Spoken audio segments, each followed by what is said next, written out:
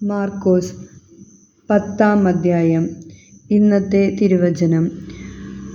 കർത്താവ് പറയുന്നു, വിവാഹമോചനത്തെ സംബന്ധിച്ച് പ്രബോധനം. 1 മുതൽ 9 വരെയുള്ള വാക്യങ്ങൾ. അവൻ അവിടം വിട്ട് യൂദായിലേക്കും ജോർദാനു മറുകരയിലേക്കും പോയി.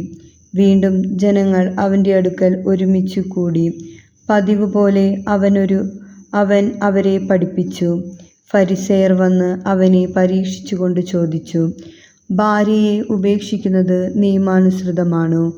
അവൻ മറുപടി പറഞ്ഞു, മോശ എന്താണു നിങ്ങളോട് കൽപ്പിച്ചത്? അവർ പറഞ്ഞു, ഉപേക്ഷാപത്രം കൊടുത്ത് അവളെ ഉപേക്ഷിക്കാൻ മോശ അനുവദിച്ചിട്ടുണ്ട്. യേശു പറഞ്ഞു, നിങ്ങളുടെ ഹൃദയകാഠിന്യം കൊണ്ടാണ് മോശ ഈ നിയമം നിങ്ങൾക്ക് വേണ്ടി എഴുതിയത്. എന്നാൽ സൃഷ്ടിയുടെ ആരംഭം മുതലേ ദൈവം അവരെ പുരുഷനും സ്ത്രീയുമായി സൃഷ്ടിച്ചു. ഇക്കാരണത്താൽ പുരുഷൻ പിതാവിനെയും മാതാവിനെയും വിടുകയും അവർ ഇരുവരും ഒരു ശരീരമായി തീരുകയും ചെയ്യും. പിന്നീട് ഒരിക്കലും അവർ രണ്ടല്ല, ഒറ്റ ശരീരമായിരിക്കും.